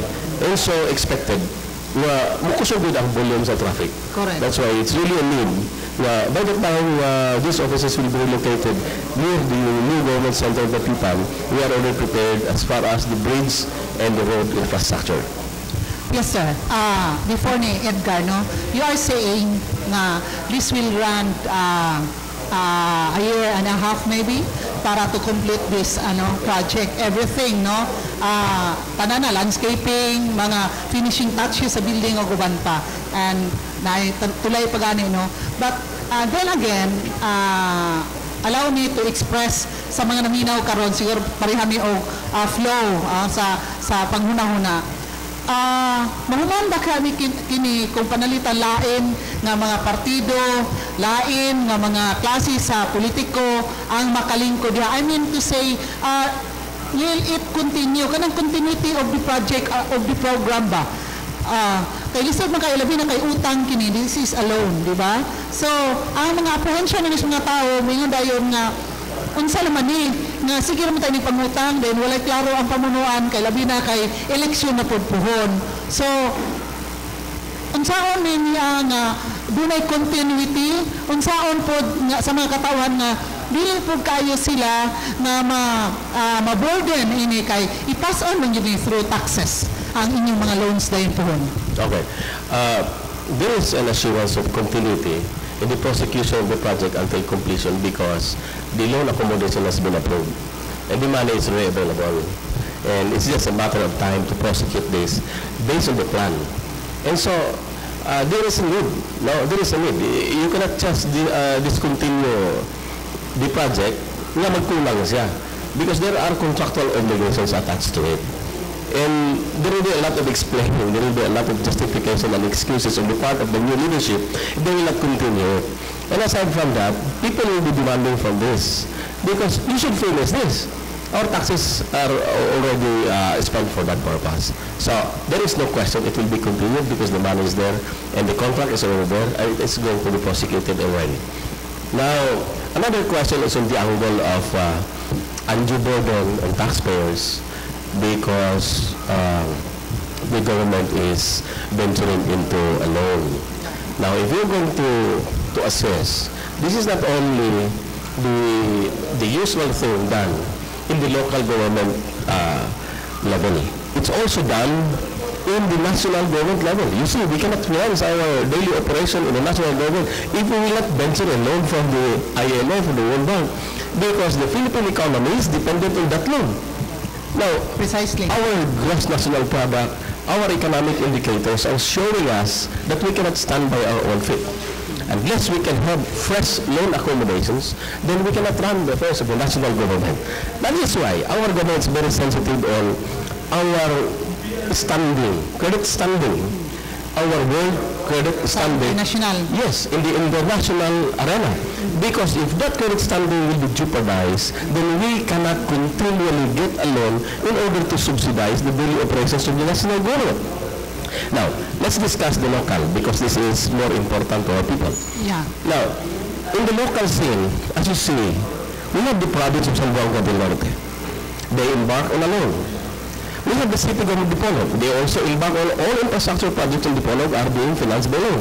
Also the Pitan City, they embark on almost all local government units, they embark on a loan in order for them to have infrastructure project. All right, let me discuss why is this becoming a trend, becoming a resort. Why local governments, national government will embark on a loan if only to have projects. Okay, our budget is being regulated or controlled by the releases from the Department of Budget and Management. All right. So, unless you have local sources of funds, then you cannot be at liberty to use funds because nothing is in your hands unless the BBM will release you the needed amount. Now, what is the level of the amount that will be released from the Department of Budget and Management? Only enough to pay for personal services, maintenance and other operating expenses, and a little of capital outlay. Now, third-class, second-class cities and provincial cities, component cities, are not enjoying the privilege of having a locally sourced income that they can dispose at will. Also, if you want to have a market, if you want to have a hospital, if you want to have a government center, you need to embark on a loan so that you can acquire that, because what the DBM is releasing to local governments are only an amount equivalent to pay for salaries, personal services, only the amount enough to pay to run the usual daily operation of the government by spending the so-called maintenance and other operating expenses and a little of capital outlay. A little or none of the capital outlay for that matter. And so, there is a loan accommodation offered by financing companies. And so we go now to the discussion about the loan. Whether or not, when the local government embarks into loan accommodation, will it jeopardize the interest of taxpayers? I say no. As a matter of fact, provincial cities, component cities in the province should embark on a loan. I'm talking as a certified public accountant. I know a little about business. Yes, okay. Now, why you should embark on a loan? The loan that is being extended to local government units, I'm not specifying this only good for the Pitan, only good for the province, only good for the Dipolog city, but this will apply to all. Now, this will be guaranteed by the Internal Revenue Allotment. It's IRA. This IRA is the one that I'm referring to that is being released from the Department of Budget and Management. In the IRA, when the IRA reaches the coffers of the local government, it will be divided in this way. 20% Economic Development Fund. Yeah, 80%. 80% to the General Fund. Okay. When you say 80% to the General Fund, that 80% will be used strictly for personal services, for maintenance and operating expenses, and a little capital outlay. In other words, you should not touch the 80% because that is the lifeblood of the local government unit. What you can touch is the 20% development fund. So the 20% development fund shall be prosecuted, shall be implemented by virtue of a directive, a decision from the CDC. When you say city, it is the CDC, City Development Council. When you say municipality, Municipal Development Council. Province, Provincial Development Council. Now, we narrow down discussion to the city level. We say city, the CDC is composed of the mayor as chairman, and the barangay captains as members of the CDC. They will program the 20% development fund amount from the IRA coming from the DBM. They program that the way they want. What is the need according to their specification? What is the need? Immediate need. So they will use the EDF. Part of the EDF now can be posted or can be offered as collateral security for a loan so that an infrastructure project of the local government unit can be realized. Now, so it's only the guarantee of a portion of the EDF. And so, the EDF now becomes the basis for the amount of borrowing that the local government unit can embark on. Let's say if you have a big budget, then you have a big EDF, and so you can have a big loan accommodation because it's based on the EDF. Therefore, payments for loan amortization as to principal and interest shall be taken from the EDF. It is not taken from the 80%. In other words, it is wrong to say for anybody who is not conversant in government budgeting that when a city or local government embarks on a loan, the interest of the taxpayers will be jeopardized, the salaries, the bonuses, and other benefits will be jeopardized because of that. No, that's flatly wrong, because it is guaranteed and it is paid from portion of the EDF in the budget, which is only 20% of it. The 80% that goes to the general fund will not be touched, because if you will touch that, you will violate the law. It is an amount of the budget to support the statutory obligations of the local government unit. And so, only the EDF, which is very, very safe, and for all intents, the DBM will be given a say.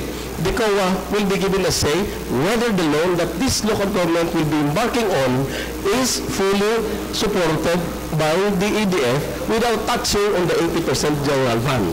And so, if that is approved by the DBM, that is approved by the proper government agency, it is very, very safe. Now, last and final note. What did I say that third-class provinces, fourth-class local governments, component cities in the province should embark on a loan? I said should embark on a loan, should grab the opportunity of having the loan, because, like the case of the Pitan City, what is the profile of our revenue sources? I say 80% of our revenue source is coming from the national government through the DBM. Let's say 20% is locally sourced. If that is the case, 80 to 20 ratio, 80 paid by the national government, 20 counterparted by the local government through your taxes. Okay? If you embark on a loan, that 80-20 ratio will still hold true. And therefore, 80% of your loan is being paid by the national government. Why will you not borrow? Will only 20% of your money, which is a part of the EDF, will be used to finance the loan. In other words, almost everything in that loan is paid by the national government through the releases of the IRA from the Department of Budget and Management. And therefore, the entire thing is being used. In other words, the people of that local government units benefits from the entire thing, but only counterparted, not exceeding 20% of it. Okay, thank you so much, Konsihal. We understand the stand of the city government of the Pitan regarding loan, embarking on a loan, so to speak, yung panimo. But on the other hand, lahat po ng senaryo sa Dipolog City. Kay bisita na to si Attorney Senen Alvis Angeles, ang Vice Mayor sa Dipolog City. Klaro kayo ang emphasis niya na ang Dipolog City, as much as possible, dili gyud mo embark on a loan. Kay gani ang mga projects na gi-construct diri karon, like the sports complex in Olingan, the city hospital in Biasong, and the commercial complex in the Boulevard, City Boulevard, and all other projects, wala nila gigastusan pinaagi sa loan, kundi sa mga economic enterprise sa city government of Dipolog. So, if we are to understand, pwede man na dili mo loan kung dunay income na dako rapod outside ang usa ka LGU. So, in the case of the Pitan City, being a tourism capital of the province of Zamboanga del Norte and the regional capital pagani, kay tungod ni Dr. Jose Rizal atong national hero diha, gamay ra ba bot pasabot nga wala kayo income ang Dapitan City out of the tourism industry diha, kay makaloon man gid mo ginagko og unsay mga project nga kinahanglanon. Well, as I said, it is an implied admission na dili kaya. You see, we are era dependent. We are proud to tell you that we are era dependent. But despite the fact that we are era dependent, we have momentous infrastructure projects that are now visible to human eyes. Now, we do not know what is Dipolog. Anyway, for the information of the public, I was once a city councilor also of Dipolog. Yes.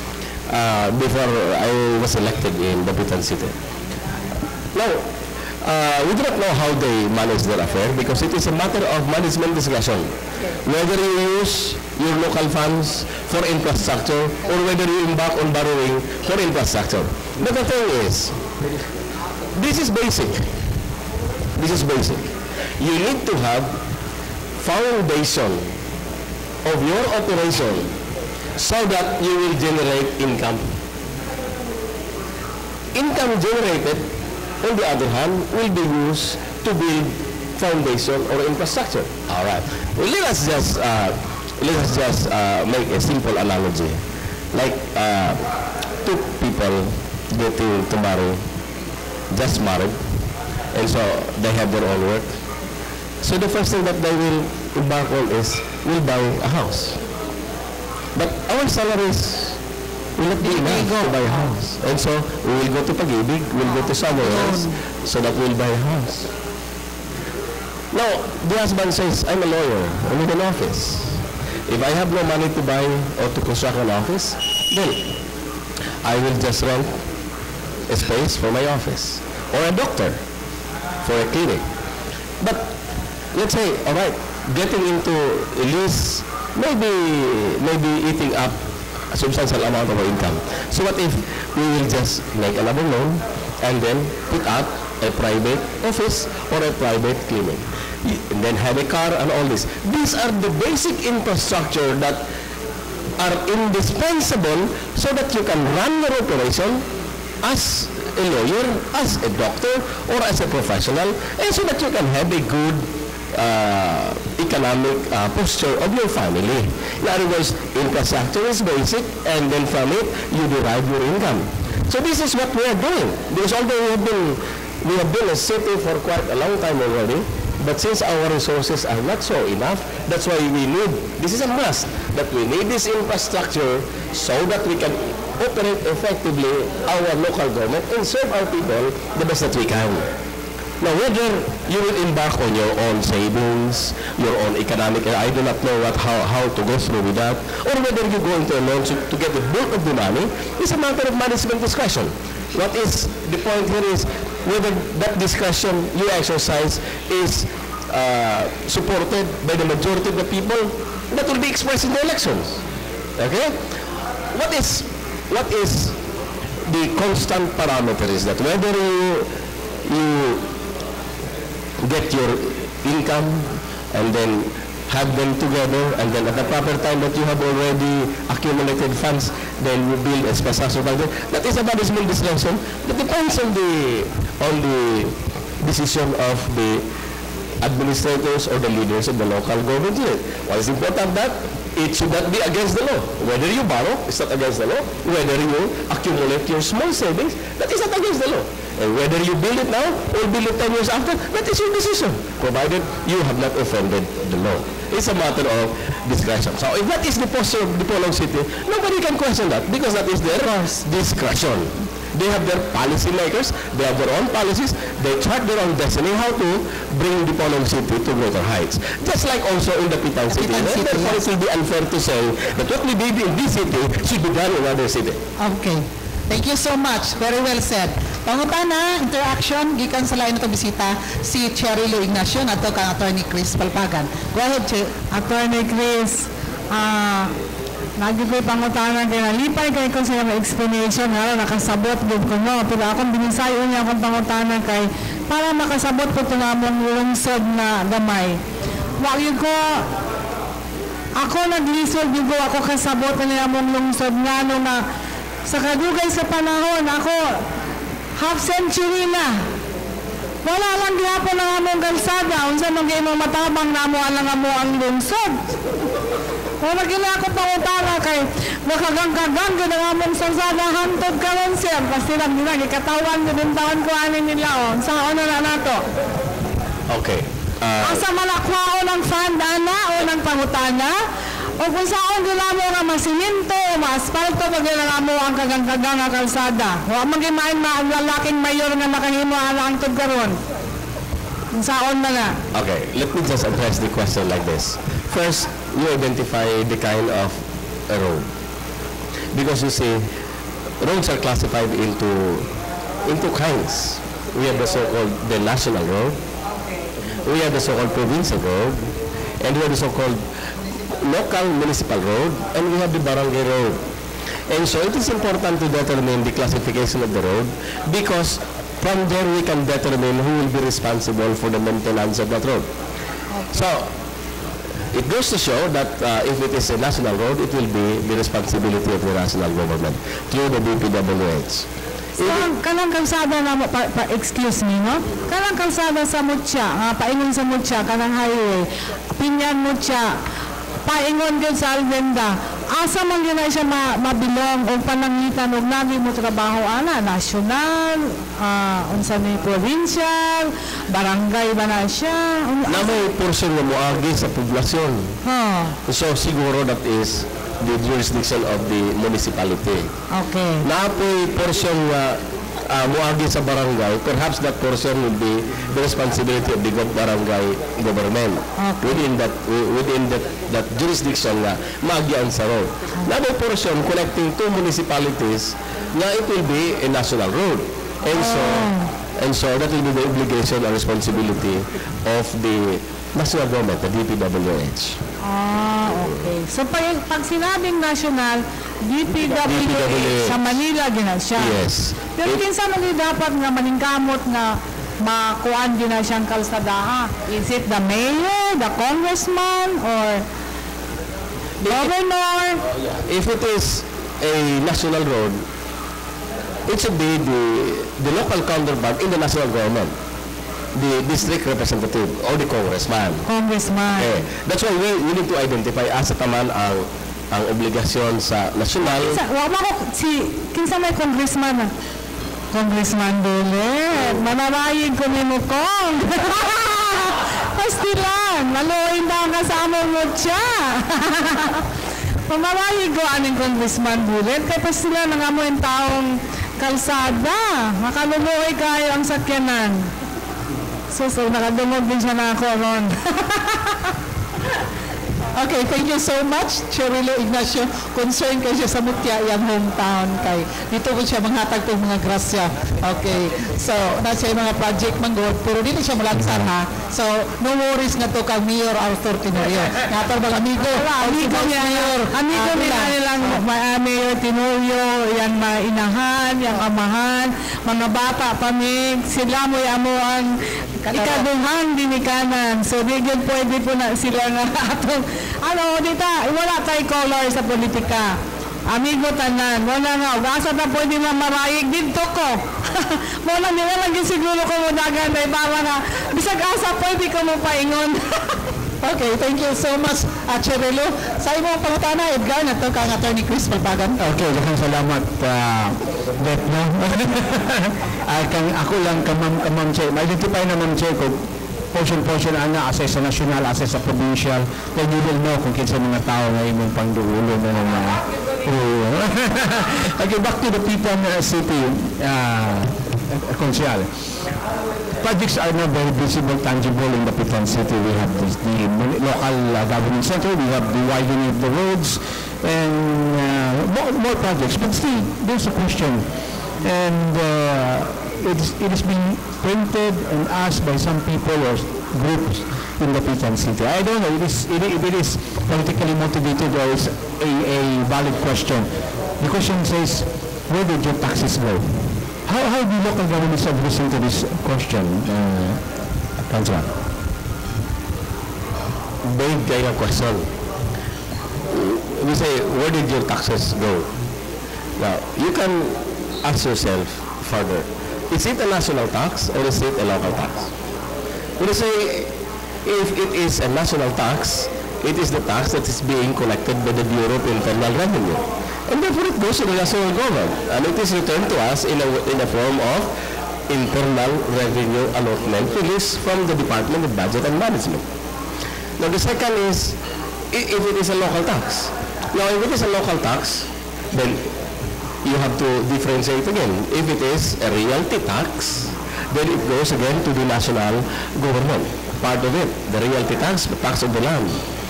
And if it is a local tax on local businesses, local operations in the city, it will be part of the local government budget. And so all these sources will be lumped together, and the budget is being drawn from there. And from the budget, you see, this is the standard operating procedure in the government. You cannot just spend government money without having to pass in the budget, without having been authorized by the local sanggunian body or listed body. Also, that will be lumped together, and then it will be processed in a budget, and from the budget, that will be the basis for the disbursement of government funds. And so, when you ask, where did our taxes go? I mean, that has become a stereotype. Murag sige na lang ipangutana. Wala yung opposition, wala mangutana na from the national level, even to the barangay level. Asa na itong kwarta? That's a question that is vague. Nobody can just answer it at the click of his fingers. So, you have to determine again. Now, is it a national tax or is it a local tax? Otherwise, that question is an irresponsible question. Okay, thank you so much. Ajot lang. Ay hata mo, may follow-up question, Edgar. Related anong imong taxes, gagawingon nga asa ang mga taxes napunta mga buhis sa katawhan. Konsihal, I don't want to beat around the bush. So, I would like to ask this question directly kay mao ni mga chika minute matud pa sa mga kadaplinan. Nga bankrupt kuno ang panudlanan sa dakbayan sa dapitan. Wala gani kuno masilduhi ang mga JO o huban pa or delayed, should I say, delayed ang mga sweldo 2 months, 3 months ay masilduhan ang mga JO dias dakbayan sa dapitan o mga benefits sa mga regular employees wala tanan madawat. So, this is the right time to clear the issue, being the sitting councilor of the Dapitan City. Is it true, bankrupt na ang panudlanan sa dakbayan sa Dapitan? Absolutely not true. I'm talking as a lawyer, I'm talking as a CPA. I can bet my license. Really bankrupt. When you say bankrupt, your liability exceeds your assets. Kasi mo kami pag-definition lain. Hindi is the accounting or economic definition of bankrupt. Like bankruptcy. Na-bankrupt ang usa ka creditor, usa ka negosyante na bankrupt, ang usa ka bangko na bankrupt. And so, na-bankrupt siya, it will be proceeded to liquidation and distribution of the remaining assets. So that is bankrupt. When your obligations exceeded your asset. That's bankrupt. Na wala may tabo sa dapitan. Pero kung nagharang itong asset, billions and billions ang atong assets. Napilang natin obligasyon, gamay naman na. Now, when you go to the budget, sometimes man go, kini-istorya sa gawas, and then they are using technical terms, and then they are just branding anybody and somebody on these technical terms that they don't even understand. Kasi, now, arita dire sa budget, kaya naman nagbasihan nila na bankrupt ang budget, na bankrupt ang dapitan, gilimasan ang budget because of this and that. Dili natin because you cannot disburse without the proper authority from the sanggunian, and that is a matter of law.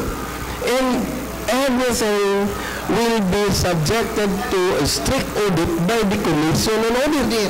Nabi ko'y kaso ni dapitan yung taon, ginawang club mo, kung may kaso ni Kaskuwa. Di ba?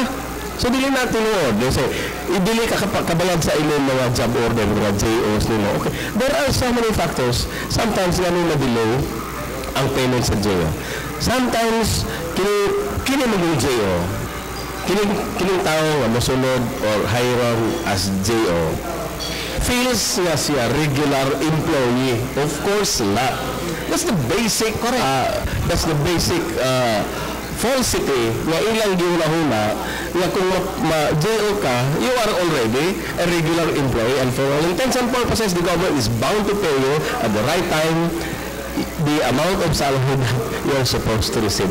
Of course not, because the payment for JO is not a statutory obligation of the local government unit, because that is not part of the budget, the general fund budget on personal services. Okay. Nga naman tanglay JO? Because in the budget, there is a portion on capital outlay, a portion on MOOE that we can use And a part of implementing this particular item in the budget or appropriation, it requires labor component.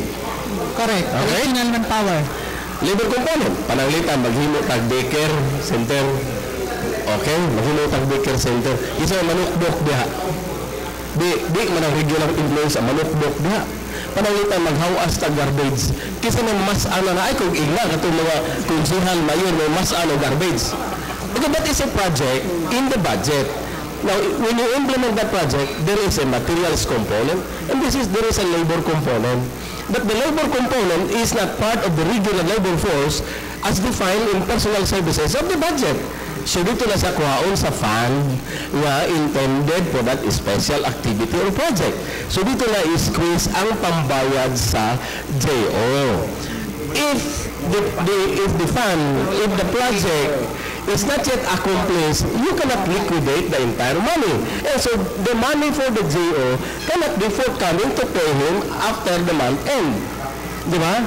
So that is the case, the payment of salaries for JO depends on the completion of the project, the special project in the budget. And you cannot demand that I'm a JO, I should be paid on the 15th day, I should be paid on the 30th day, because you are not a regular employee of the government. Your payment is only a portion of a special project, a special item in the budget that is dependent on the completion of that item. Because using the funds for regular employees to pay the JO is already technical malversation. People should understand that. Illegal nito ng vehicle sa mga propaganda because that is wrong. Again, that is another irresponsible statement.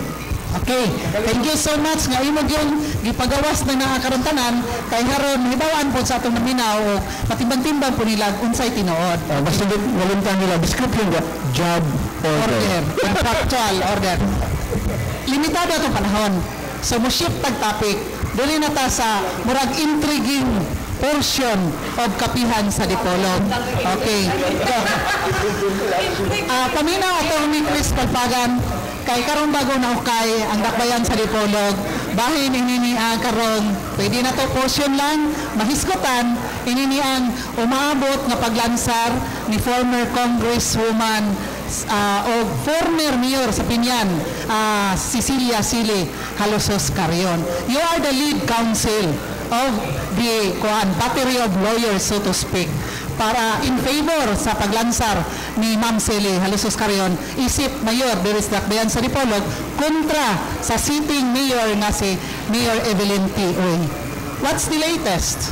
Kay murag bago naman ang ato ang MTC na promoted na himong RTC man si Judge Victoriano Lacaya. Konsyal? Well, last week, you see, it's true,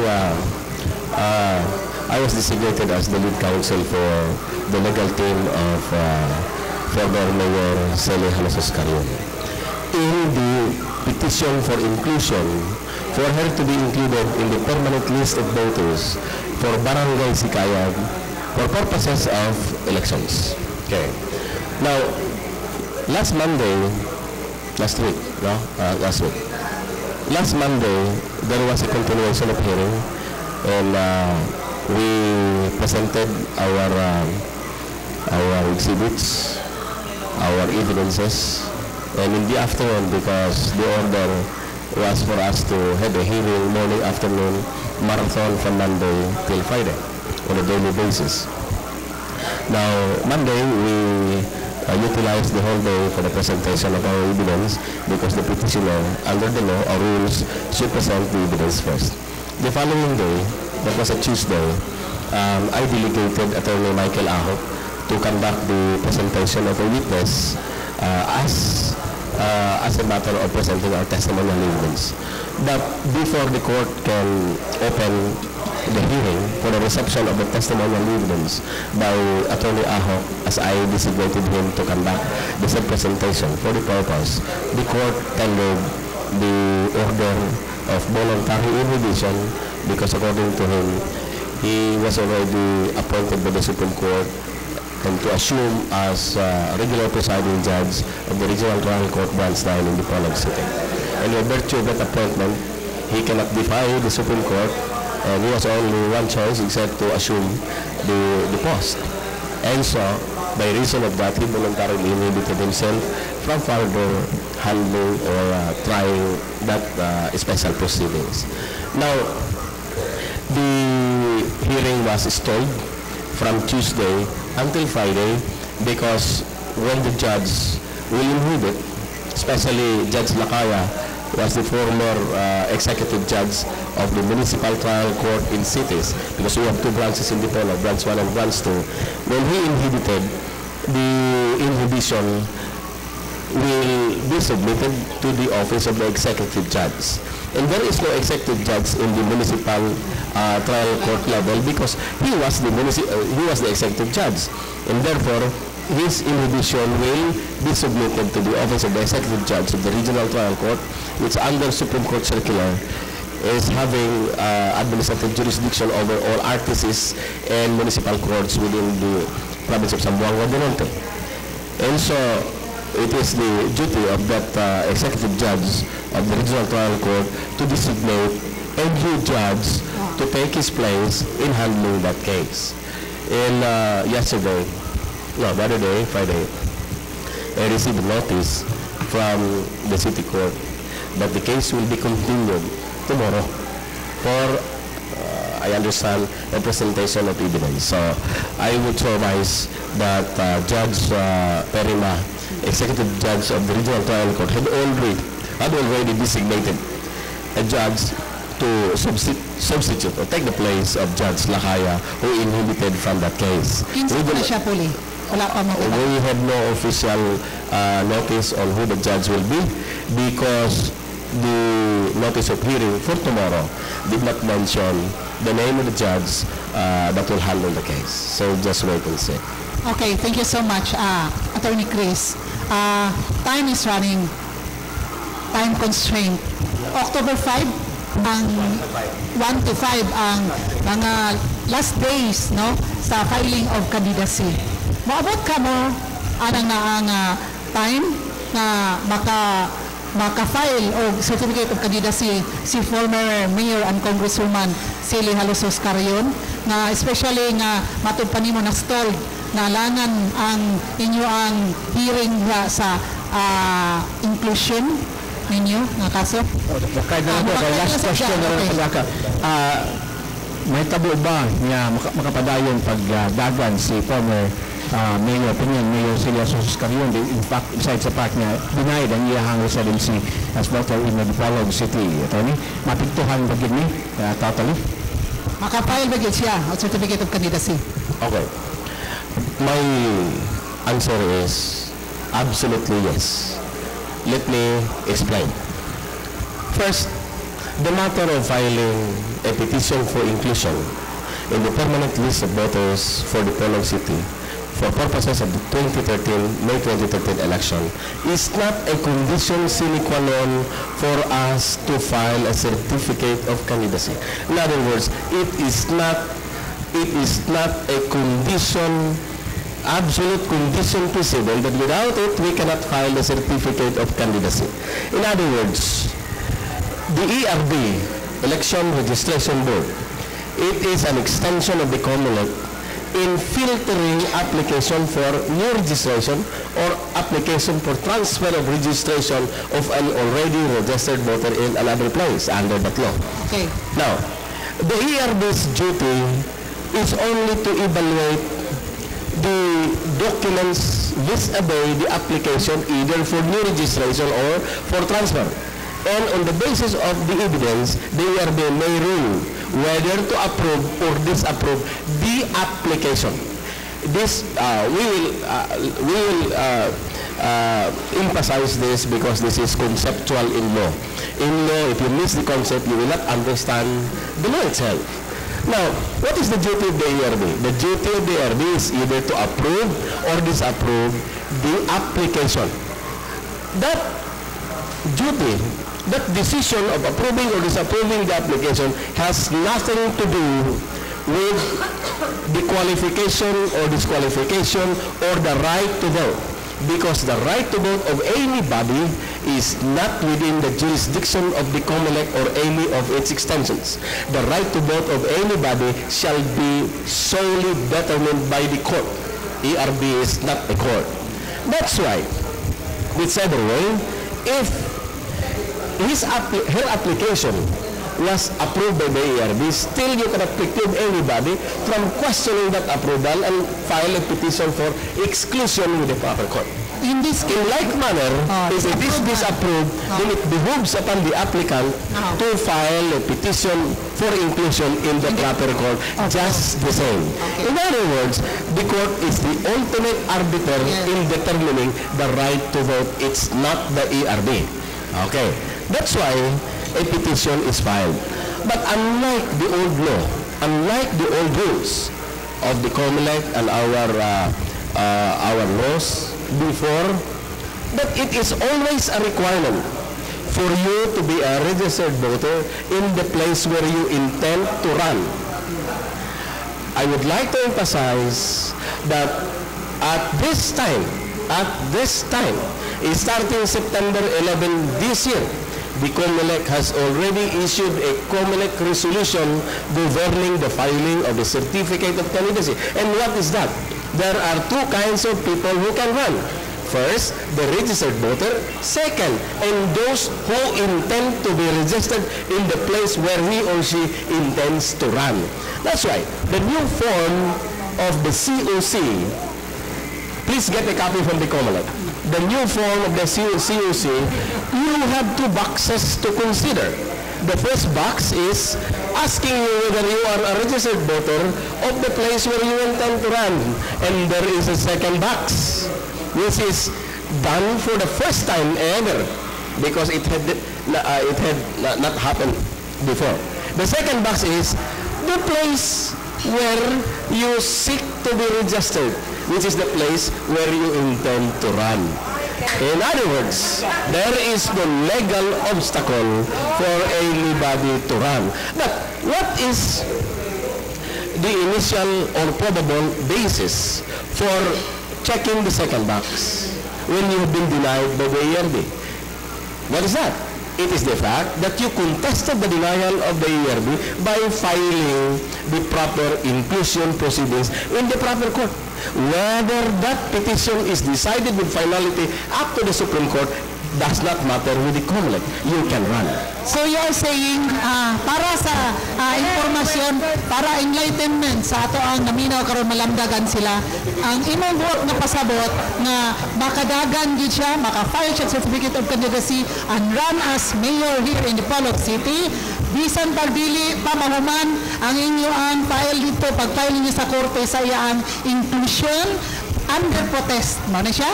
Yes, but I will take exception on this so-called under protest. It's not under protest. Because under protest, you are taking it as an exception from the general rule. You are protesting. It's not under protest, but it is a specific and express provision in the new COC form. Okay, you can check either box. Okay, you can check either box, and any of the entries in the box would suffice. And so, it will not be dependent on the final decision of the court. This is reasonable. This is reasonable why? You see, you are in truth and in fact a registered voter in Dipolog. But since there are questions on the right to vote, the questions are still with the court. And then if you are not allowed to run, as in what is happening now, and ultimately after 5 years or 10 years, litigating up to the Supreme Court said, you are eligible to vote in Dipolog City. And so if you will restrict that right to vote, you are putting a prior restraint on the person's right to participate in the election, to vote and to be voted upon. And so, whatever will be the final outcome in the court in determining your right to vote, in the meantime, you are given the opportunity to run. After all, it is the choice of the people in a democratic election that controls who will be the real winner for that election. Okay, 5 minutes to go before we wind up our program. We will give emphasis on your statement na pwede nga mudagan pagka-mayor dinhi sa Dakbayan sa Dipolog si former Congresswoman Cecilia Sili Halosos Carrion. Bisan pa kung naay naka-ung-ung nga petition for inclusion diha sa korte. Mao ba ka na ibot pasabot, Attorney? Yes, absolutely. Okay, so bisan pa og di mahuman ni ang inyong petition diya sa korte, pero pag abot sa deadline file gyud mo, nobody can contest that, nobody can prevent it. Nobody contests that. But that is without prejudice to anybody questioning the COC with the proper forum. Of And that course. is the COMELEC in Manila. But for purposes of running and filing the COC, there is no more legal obstacle. Okay, wala na tayo panahon, no? Lami kayo, pero sa mga nga, nanait mga niya, ako pang taning dabu-dabuhan o pangutana, pero wala na tayo panahon. Ato lang hapong imbitaron sunod na panahon si Attorney Chris Palpaga Jr. kay very interesting. Basta dili busy asabi. Kabalo ko nga daghan kay monitor karon, daghan kay reaction ani umapon. Hinawat ko ta nga walay ba nga violent reaction nito. Okay, thank you so much. Mangayo pagpanamilit gikan ni Chirilo Ignacio, panamilit nimo sa atong mga naminaw karon. Salamat kayo, Attorney Chris, sa imo ang giklaro gyud karon. Sus mo ra og pwede gyud kung mudagan og gustuhon gyud ay nako pastilan. Pero Bantay ba na o pumayor ka sa Murcia, dili ni mayo ng galang. ano, nag-declare naman yun ko. Niriclare naman ko nga bigyan ko mudagan kay para sa akong kuhan, ako ng personal na desisyon sa tanan nga mulansal karong 2013 na election. Good luck sa inyong tanan. Hinaot-unta nga kalinaw ang maugid nga magauna sa atong lungsod. Og daghang salamat sa inyong pag-imbita sa ako karong adlaw. Thank you so much, Chirilo Ignacio. Inaotanta nga naminaw karon si Mayor Arthur Tenorio, dili day siya threat. Si Chirilo, dili threat kag Mayor Arthur Tenorio. Hello, amigo ni. Yes, amiga tana. Okay, atong panamilit ang atong controversial guest karong butaga. Pogi manggod, dayon plus jud ba, makamao jud ba. So, si Attorney Chris Palpagan Jr. Thank you so much. Albert, salamat.